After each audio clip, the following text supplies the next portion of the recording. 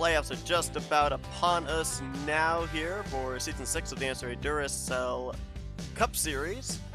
The Duracell Next Gen Cup Series. I should actually start calling it that since that is the actual title of it now. Since we moved over to the Next Gen Series, it will be more mentioned in Season 7. Well, welcome everybody to the first Duracell Next Gen Cup Series podcast. We're going to run one today. We're going to run maybe a couple more during the course of the playoffs to finish out the season 6 of Duracell, and in preparation for Season 7. And we may continue the podcast into Season 7 as well. So as mentioned, the playoffs, they are nearly upon us. We've got one more race that'll be run this Sunday at Auto Club Speedway to determine the playoff contenders.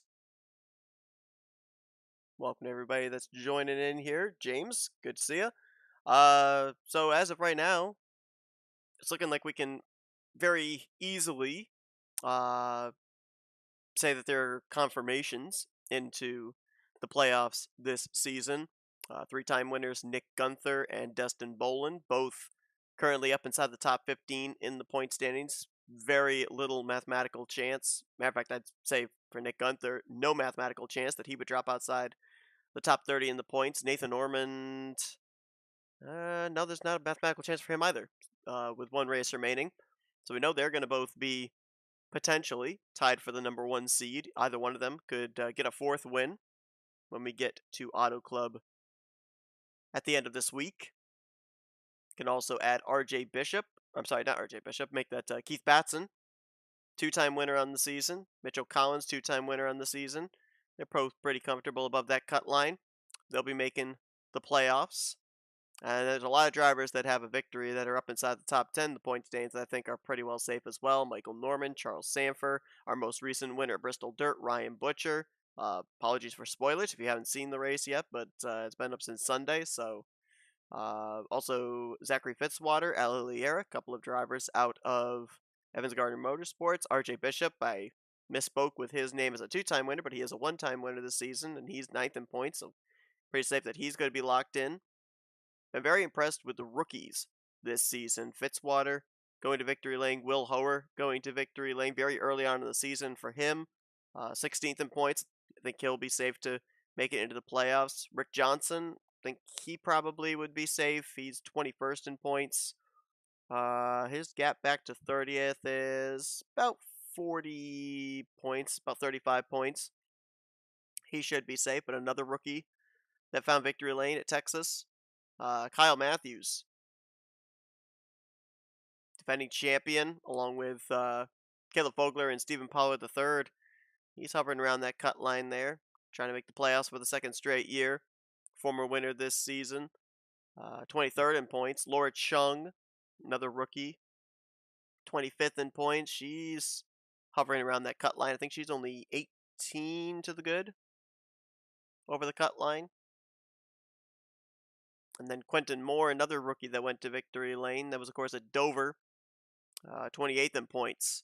And he is only 14 points ahead of the 30th in standings cut line. So there's a lot of drivers that are hovering around that cut line. One of the biggest things that has stood out to me here this season, and we're going to talk about how it is, in a way, going to transfer over to a new playoff format for Season 7, is the number of drivers that have won that have fallen outside of the top 30 in the point standings, and the number of drivers that have not won, who with one race remaining are in danger of not making it into the playoffs despite having consistent seasons. Let's start with the drivers that have won this season, but they haven't done a whole lot since getting those victories.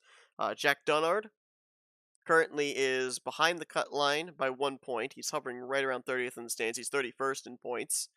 You've got Joshua Osborne, our winner from Pocono. He's down in 37th in points. Daniel Voiles, who won at North Wilkesboro, he's down in 40th in points. And maybe the biggest one that stands out to me is we are more than likely. It's not confirmed yet. There is a possibility that if he wins at Auto Clip, he might accumulate enough points to get up into the top 30 in the point standings. But we might be on the precipice of having, for the very first time ever in the Duracell Cup Series, the Daytona 500 winner not advancing into the playoffs. Ever since season one, the driver that has won the Great American Race has taken part in the playoffs. Statistically, you win the Daytona 500, you are battling for the championship. It doesn't necessarily determine how far you get in the playoffs, but you are guaranteed you're going to be in the playoffs. Chris Dollerton is 38th in the points coming into the regular season finale. He is roughly around 35 points behind the cut line, which means mathematically, with a win, he could get back up in the top 30 in the point standings, but that's an awful lot of pressure with only one race remaining.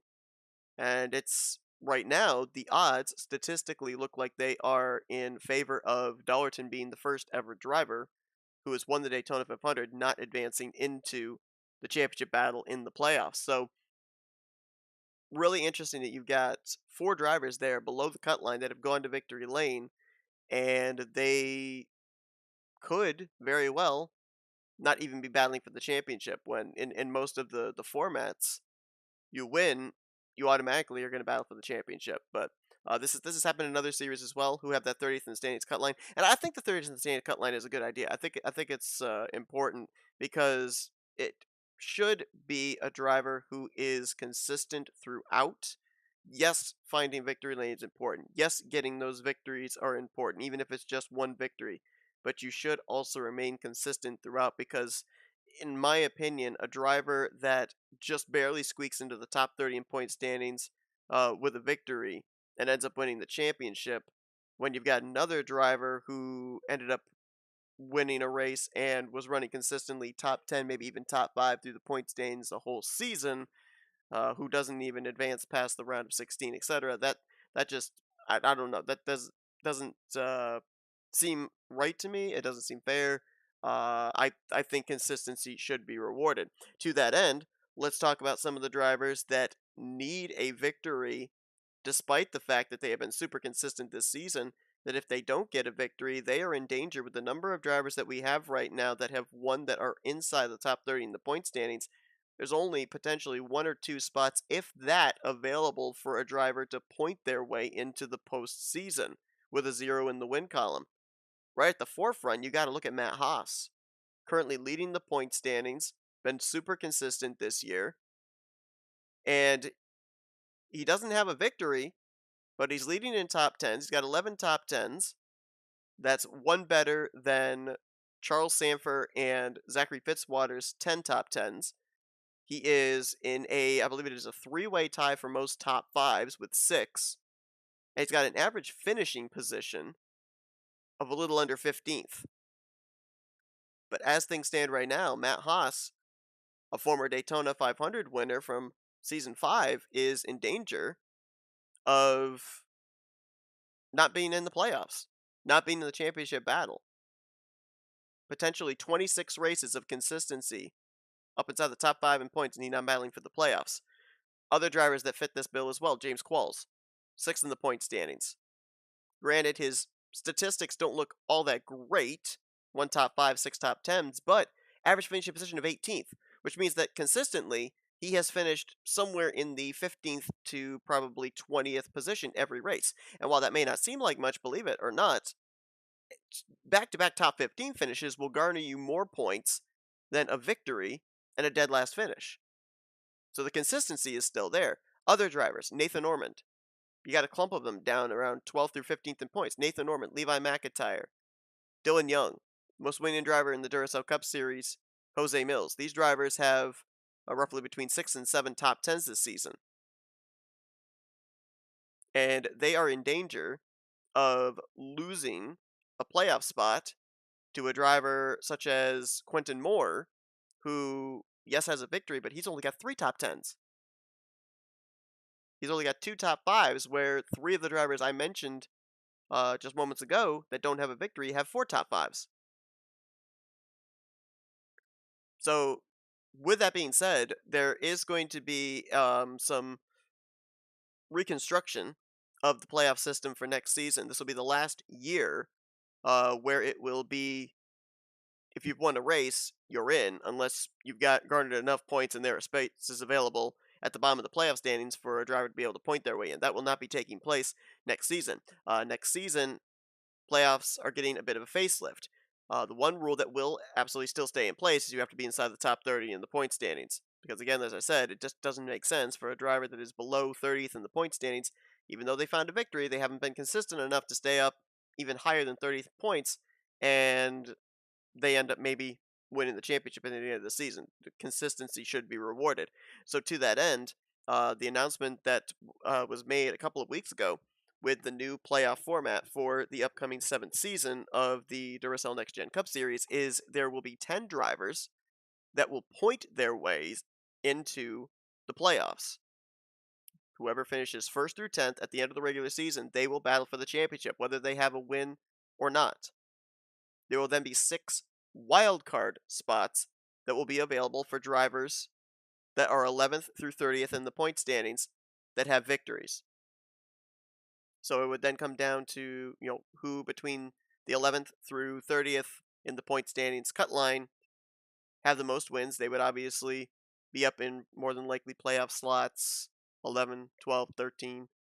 And then you'd have your two-time winners and your one-time winners. Highest of each respective would get into the remaining 6 wildcard positions. And I feel that this is a much better format because it rewards two different things. Number one, it rewards the consistency of the drivers that may not necessarily have had the benefit of finding victory lane, but they have been there in the top 5, in the top 10, week after week after week after week.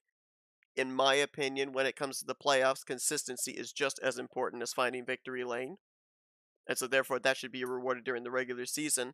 It also gives 6 available spots. That is more than half of the spots available to the drivers that point their way in. So I feel that it is a decent chunk, a decent margin of drivers that have found victory lane and still are able to keep the consistency, even though they may not necessarily have been consistent enough to be up inside the top 10 in the point standings. So 10 drivers will point their way in, top 10 in points, and then 6 wildcard drivers via race win below the top 10 in the point standings, but above that 30th in standings cut line. I think that this is a format that is going to be adopted more than likely for the remainder of however long the Duracell Next Gen Cup Series runs. Um, I kind of feel that I should have adopted this format at the beginning of this season, to be honest. Because, let us be honest, the names that I listed off, Haas, Qualls, Orman, McIntyre, Young, Mills, who have been consistent this year, out of those 6, only one can find victory lane, if any of them, at Auto Club. 5 of those 6 potentially, if not all 6, are going to end up missing out on the playoffs just because of the warped format that there was this season. So, unfortunately, can't make the amends this season. It's too late in the season to do anything about that, but certainly can make the amends for next season. So that is how the playoff format for season 7 is going to look. Now let's take a look at some of the drivers and their potentiality of maybe winning this whole thing, winning this championship. Some of the ones that really did not see these storylines occurring when the season began. I think maybe one of the biggest ones that has stood out to me has been Nick Gunther. Gunther moving over to a Mazda, fielded out of Fortnite Squad Racing. Little did we know that Nick Gunther was going to end up being a 2-time winner. Well, actually, no, a 3-time winner at this point in time. Winning just a couple of weeks ago back to back at Charlotte Roval and Kentucky, and then of course winning at Sonoma. Now, granted, we do have to kind of take into account that 2 of his victories, both of the road course victories that he's had, there has been some outlying circumstances.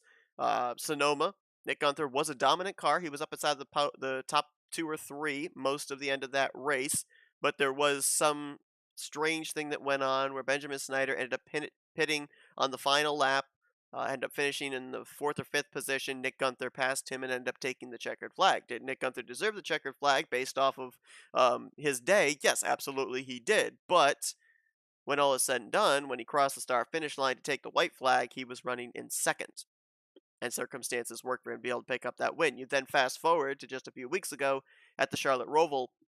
That was a showcase race. So you had the showcase drivers out there first. Zach Rogers goes to victory lane in the showcase race. Subsequently, Nick Gunther starts in the pole position at a track where there really isn't a super whole lot of opportunity to pass outside of maybe pit strategy. So a pretty dominating performance because he had the pole due to Zach Rogers' victory. So, taking nothing away from that performance though, but it wasn't exactly as if Nick Gunther had fought his way to the front. He was, in essence, gifted the pole position via Zach Rogers' victory. And this has happened in a lot of the showcase races. We could go back to Destin Boland, who is another three-time winner on the season. His first victory of his career back at Dodge Motordrome. People say he was gifted that good starting track position because Nick Barney ended up finishing up inside of the top five. So he started up near the front of the field at a short track where, again, track position was optimal and passing was difficult. So, in that sense, yeah, Nick Gunther kind of was handed a couple of victories. His finish, his win at Kentucky, there's nothing that you can say about that. There was any outlying circumstances, but the statistics show three-time winner on the season. Nick Gunther was the was he the only? No, he was one of the two drivers that went to victory lane in the 55 car back in season five. Mike Tellier won the season finale at Homestead. I'm trying to remember where Gunther won. I think it might have been Bristol Dirt, but I'm not 100% certain on that. So Gunther has had success in the Duracell Cup Series, but I don't think quite to this extent. With that being said, Nick Gunther driving a Mazda, there has been news out of Fortnite Squad Racing where this coming seventh season, Fortnite Squad Racing is going to kind of go into a split where it will field two Chevrolets and it will field two Mazdas, since the Mazda project has been, up to this point, very beneficial for Nick Gunther. On the Chevrolet side, you've got Daytona 500 winner Carson Gum, as well as Dylan Poteet in their 19 and 31 cars respectively. On the Mazda side, it's going to be Nick Gunther still in the 55, but Anthony McCrory, who is still up to this point, still trying to find victory lane in the Duracell Cup Series, he is going to be moving over to a Mazda in the number 61. This is still another down year for Anthony McCrory, 33rd in the points heading into the regular season finale, and as mentioned, he was the only driver in the 55 last year for Gunther Motorsports that did not find victory lane. Nick Gunther and Mike Tellier both did. So Anthony needs something. He needs something to get him going in his Duracell Cup Series career. Maybe a move to a Mazda manufacturer could be that very thing.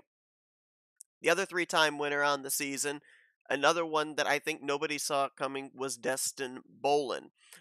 We had a strong Young Motorsports lineup to start the season with Dylan Young, R.J. Bishop, Chris Dollerton, but then you had Destin Bolin, and I can tell you that coming into season six, I had no prior knowledge of Destin Bolin. It was like, who is this guy? What is he going to bring to the table? And he has really kind of been the most successful driver this season out of the Young Motorsports stable. Yes, Dollerton had a victory at the Daytona 500. Yes, RJ Bishop had a victory at Chicago Motor Speedway, but Destin Bolin caught fire after he got that first win at the Dodge Motordrome. Again, a lot of people were asking, is this kind of a fluke win, a flash in the pan type of thing? We'd already seen rookies go to victory lane before that. Will Howard, Jack Dunnard, Zachary Fitzwater, and Rick Johnson had all gone to victory lane prior to that in the first half of the regular season. But then what did Destin Bolin do? 2 weeks later, Chicagoland Speedway goes to victory lane. That wasn't a showcase race.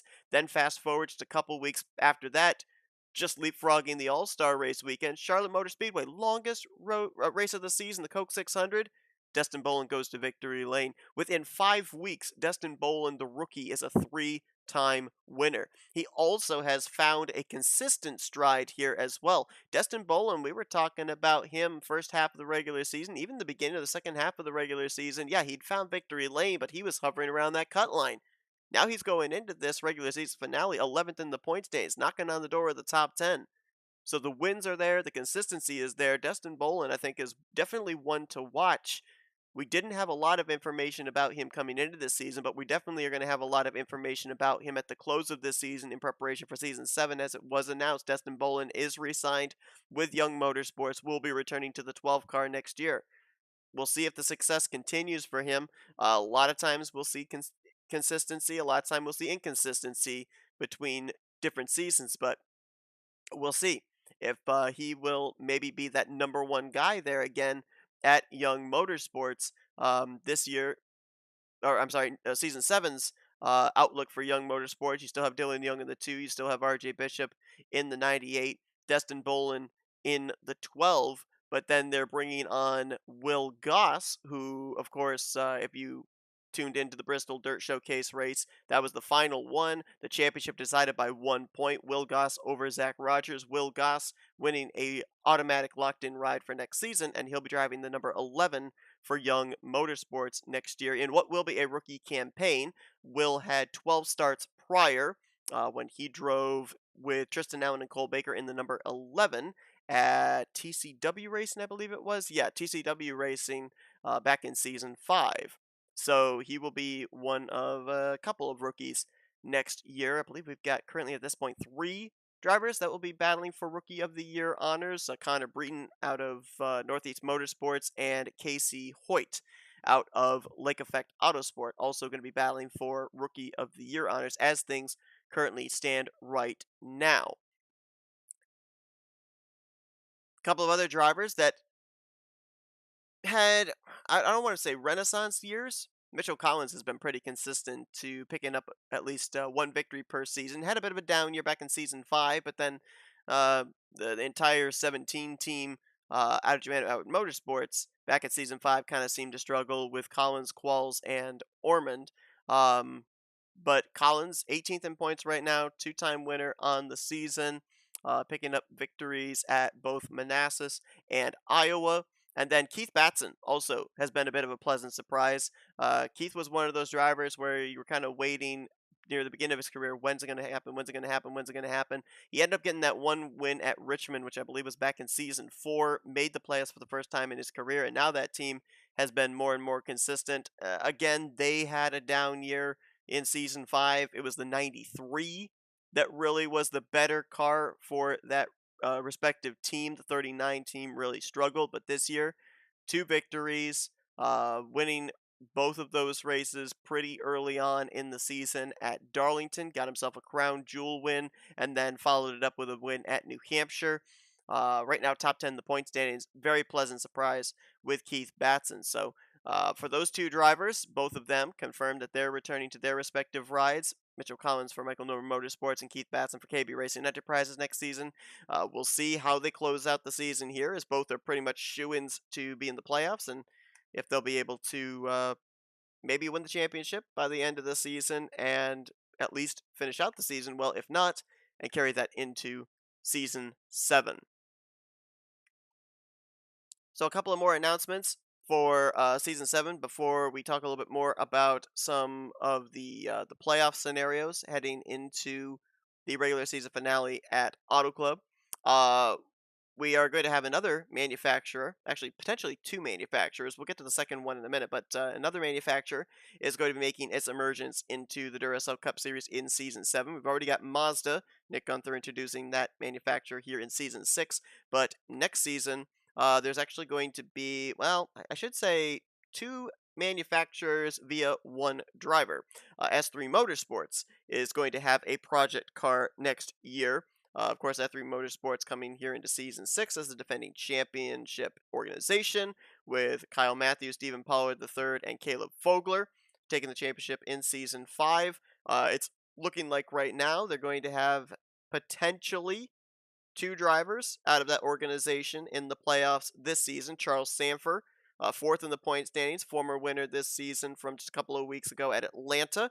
He's pretty much a lock to make it into the postseason. Jury's out on Kyle Matthews as he's hovering down close to the cut line, 23rd in points, but potentially with a decent run, he could put himself into the championship battle for a second straight year. And don't forget, it was Auto Club last season where Stephen Pollard III, if I recall correctly, yeah, it was Stephen Pollard III, SP3, who went to victory lane, and the 09 went into the playoffs as a two-time winning car. So maybe, just maybe, Kyle Matthews able to double down and put the 09 in victory lane in back-to-back seasons on the West Coast. Granted, entirely different situation as we're in the next gen car this year. We weren't last year, but I digress. So going back to the story with S3 Motorsports, they will have number swap for Cole Deaver. He'll be moving from the 08 into the 3, but still in a Chevrolet. Charles Sanford, Kyle Matthews still returning to their respective 03 and 09 Chevrolets. But Jessica Shelton is going to be the new project car for S3 Motorsports. Now, for a majority of the season, she will be running in a Dodge Intrepid. However, there are going to be select races as well where she will be driving in a Ford Thunderbird. The announcements have not been made of which particular races the Thunderbird is going to be utilized, but it'll be interesting to see if maybe with Jessica Shelton bringing the Dodge Intrepid here into Season 7, if we end up seeing then in Season 8 more teams maybe migrate over to Dodge. Dodge has had quite a bit of success in the Duracell Cup Series. Zach Rogers and Ryan Brommer, Bulldog Motorsports, was a very successful organization before that team ended up folding at the conclusion of, I believe it was season 4. It was season 4 because they had a non-charter car in Taylor Gerdes as well. So maybe Dodge will make its way back in. Of course, with the next gen car, Dodge kind of faded out of the picture, but this may be the resurgence, the renaissance of Dodge back in Duracell Cup Series competition. The Mazda program has obviously worked out very well for Nick Gunther. Its program is expanding for Season 7, so potentially we could see the same thing take place for Dodge from Season 7 into Season 8. There also has been a rumor, it has not been confirmed, but there is a rumor that Audi could also be making a couple of appearances in Duracell Cup Series competition in Season 7. The confirmation is not there. It is still stuff that is in the works potentially, but there are rumors that we could see an Audi attempt to make at least, if not all, a portion of the road course races next season. Drivers still to be announced. So maybe we'll end up seeing a couple more foreign manufacturers make their way into Duracell Cup Series competition. Uh, if not in Season 7, potentially further on down the road in Season 8. So some interesting rumors of the barrier, if you will, being broken and it no longer just being the straight Chevrolet, Ford, Toyota next gen cars. We now have Mazda, we now have Dodge, we now have potentially Audi. Do we see other manufacturers make their way in? We'll have to wait and we'll have to see. Before we get to some more storylines and everything, again, if you're not signed up for the Duracell Cup Series Season 7, there are still opportunities available to be able to take part. There are going to be 40 chartered cars for next season. Those 40 chartered cars have already got drivers. There are two, at least at this point, two full-time rides that will have a split between numerous drivers. The number 80 car, fielded out of Haas Racing. A couple of drivers have already been announced for select races there. Matthew Rodriguez and Zach Rogers. And then the number 82 car out of Blue Oval Automotive. Several drivers have been announced for that. Believe not Jose Mills, Jordan Lopez has been announced running some of the races. Former Daytona 500 winner Trey Wright has been announced to run some of the races for that team, and then also road course specialist Nico Servideo will be driving select races in that number 82. Now, there are still slots open for both the 80 and for the 82 cars. However, there is also the option, and there have been a couple of people that have gotten in contact with me that are doing this venue to be able to get into next year's Duracell Cup Series, next gen Cup Series, if you will.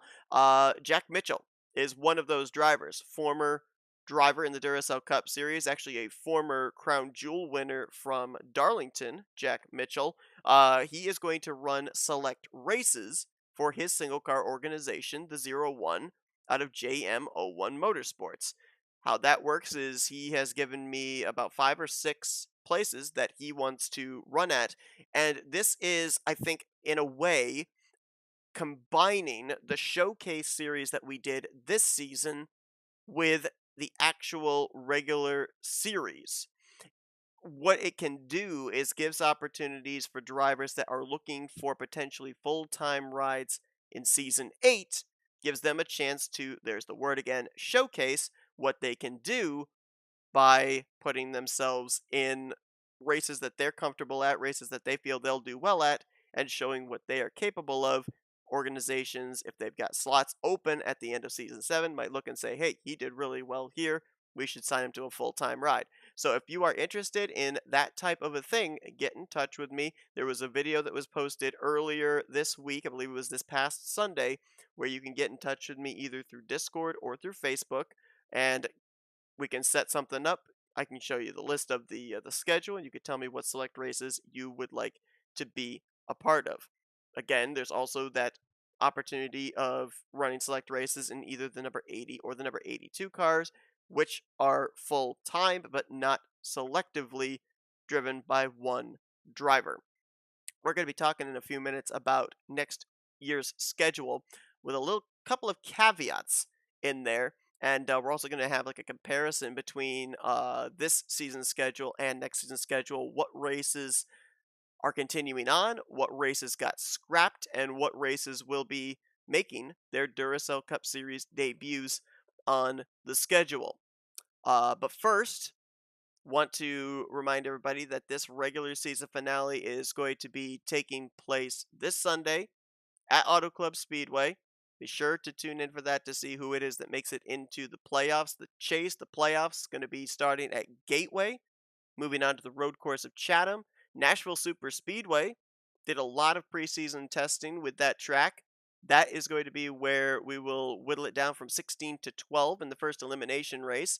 Then some old favorites. They're going to make up round number 2, Hillside Raceway, Lime Rock Raceway Park, and Arizona Speedway. Going to be the venue where we will then have our Elite 8. Then we go to Boston International, Talladega Superspeedway, and Rockingham for the final round, if you will, of 3 to give us our final 4. And then we're not going to Homestead. Homestead, we saw run about 4 weeks ago with one of the showcase races.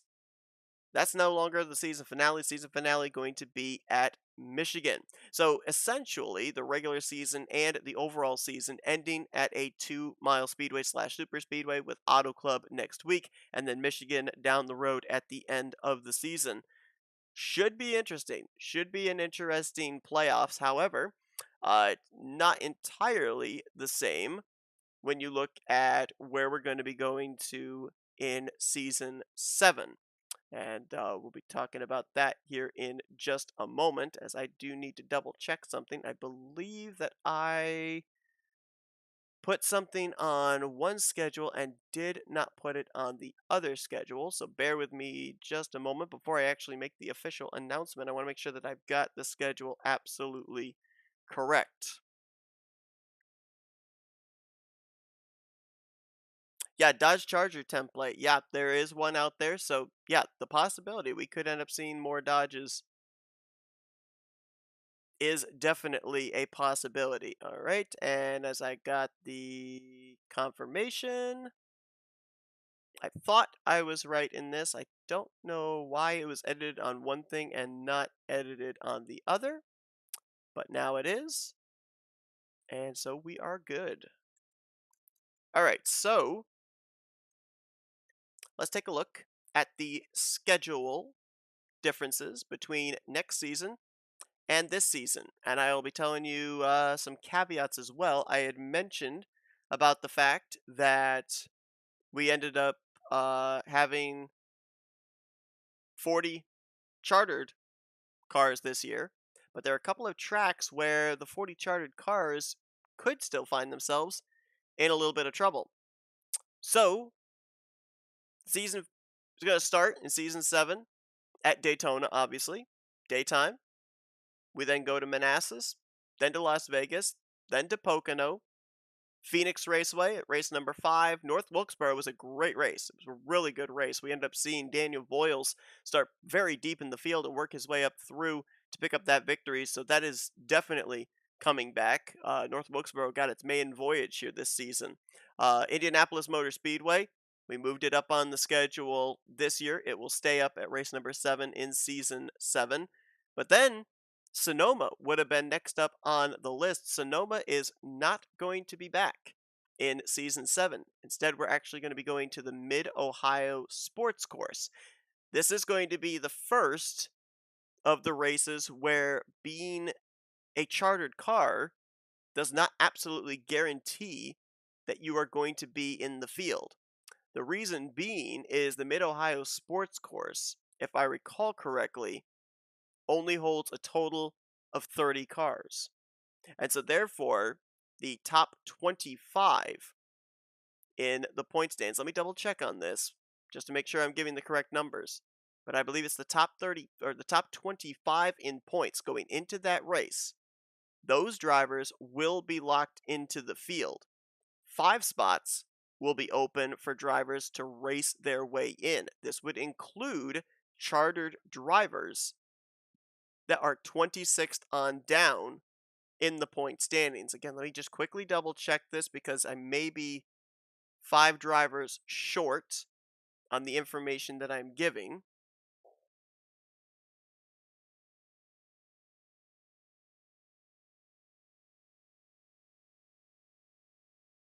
Okay, so yeah, I was incorrect in the numbers. So 34 drivers can be on the track at one time at Mid-Ohio.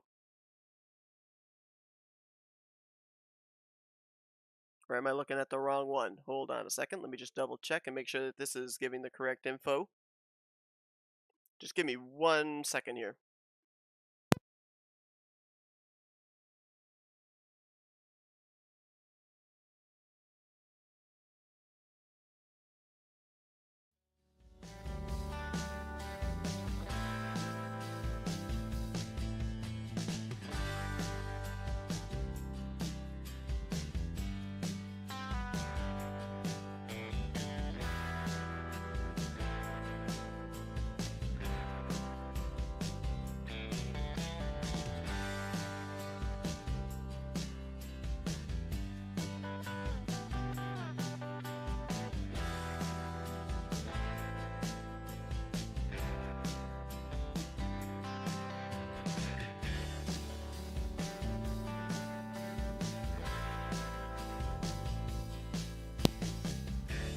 Alright, so got the confirmation that I needed, just went and double checked.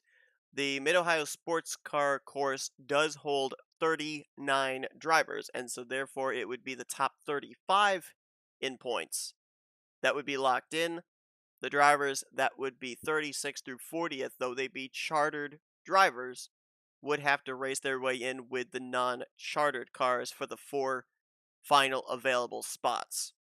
So that is one of, I believe, 2 places where the charter drivers, at least the drivers low in the point standings, would actually have to race their way in, would not automatically be locked in. Only the top 35 charter drivers would be locked in. Moving on, we would then go to Texas Motor Speedway. Coke Zero Super Speedway makes its return as well on the schedule. Dodge Motordrome, also going to be back. Then Darlington and Chicagoland end out the first half of the regular season. All-Star break, obviously. Then we got our longest race of the season, the Coke 600 at Charlotte. M&M Super Speedway going to come back as well for race number 15. Then it's Dover, Iowa, Chicago Motor Speedway, New Hampshire. They're going to be races 16 through 19. Next change, this originally would have been the slot for the Charlotte Roval, which ended up getting moved out of the playoffs this season up to race number 20 and got replaced, I believe it was with Chatham, if I recall correctly. It was either replaced with Chatham or Lime Rock got moved down to the Charlotte Roval spot and Chatham was put into where Lime Rock was, one or the other. But Charlotte Roval, which was one of our showcase races this season, is going to get replaced. We're going to go to Suzuka for race number 20. Now, that is another track which is going to follow the same type of scenario as Mid Ohio. Suzuka is only able to hold 30 drivers. This would mean that the top 25 in points going into that race would be locked in. 5 spots remain, which means that 15 chartered drivers would have to race their way into those available 5 spots, along with any non charter drivers that would be also attempting that race. So, two races, two road course races there, shaking things up quite a bit. And Suzuka could be a very interesting one because it is midway through the second half of the regular season. There's only 6 races after that until the playoffs are determined. But bear in mind that with the format that we got going into season 7, where the top 10 in points automatically lock in, whether they've got a victory or not, those drivers, the consistency is again being rewarded because if you're up there in the top 25 in points, you've made the show. If you're down around that cut line and you've got a victory, then you got to make sure you absolutely are in the top 25 in points or at least race your way in so that way you are able to get into a wild card spot if you are a former winner. Then to end out the rest of the regular season, pretty much the same tracks that we've gone to here this season: Kentucky, Homestead, Watkins Glen, Atlanta, Bristol Dirt, and the track we're going to here this Sunday at Auto Club. Is a little bit of a change in the playoffs for next season. I ran you down through where we're going to for the playoffs this season. Next season, first round looks exactly the same: Gateway Raceway, Chatham, and Nashville Superspeedway for the first elimination race. Then we go to Hillside. Canadian Tire will actually be the next track that we go to, replacing Lime Rock, which has been a mainstay for many seasons on the Duracell Cup Series, but Canadian Tire Motorsports Park will be replacing that as the 31st race, playoff race number 5. Then Arizona, track that we're very familiar with, going to be the elimination race for the round of 12. Then it's Boston International. Then we come back to Daytona. This was originally the Talladega slot, and we'll be going back to Daytona nighttime conditions as the wild card race in the middle of the round of 8. Rockingham Speedway will be where it will determine the final 4 as always, and then Michigan will again be hosting the season finale for season 7 of the Duracell Next Gen Cup Series for season 7. So a bit of a facelift, a bit of unusual scenarios for a couple of tracks, particularly at Mid-Ohio and Suzuka, but the tracks have been undergoing quite a bit of testing. The racing appears that it is actually really good, so I'm looking forward to seeing what those tracks will be looking like as far as the parts they will play into the eventual playoffs and just the regular season itself, heading down the home stretch towards the playoffs in season 7. Well, that's going to wrap up the podcast here for this week. Be sure to tune in this Sunday to find out which 16 drivers will be making it into the playoffs for the Season 6 Duracell Cup Series chase for the championship, if you will. A lot of drivers hovering around that cut line that have a victory. A lot of drivers up in the top of the point stands that are looking for that much-needed win that stands between them and a chance to battle for the championship. And then there's about a half dozen drivers that they know they're going in completely worry-free. They can just go out there and maybe try and get another race victory, rack up another 5 bonus points towards the reformatted playoff standings. Of course, you got that regular season championship on the line there as well. Matt Haas, Michael Norman, Nick Gunther appear to be the drivers mathematically in the hunt for that one right now. For Norman and Gunther, former winners, already confirmed in the playoffs, so they certainly would like to get those 15 bonus points. Matt Haas, he's got to go for broke. He's got to get that victory or hope that 14 or 15 drivers get in via win and he can maybe snipe that final 16th spot via points. But a lot of scenarios. I'll be trying to, as we are live in that Auto Club race, try and figure out all of who is in, who is out. But hopefully you guys will enjoy that coverage and then the playoffs will begin next week. Again, we'll be doing some more of these podcasts, so we'll more than likely do our next one in about 3 weeks' time at the conclusion of the first round of the playoffs. Take a look back at our round of 16 and who moved on to the round of 12, and then we will probably continue to do that after the other elimination races. So after Nashville Super Speedway, be sure to look around the middle of the week for another Duracell Cup Series podcast, which will also be bringing you some top stories in preparation for Season 7 of the Duracell Next Gen Cup Series as well. Thank you for joining me here on this Wednesday afternoon. We'll see you guys this Sunday at Auto Club for the regular season finale here in Season 6. Until then, have a great rest of your day, folks.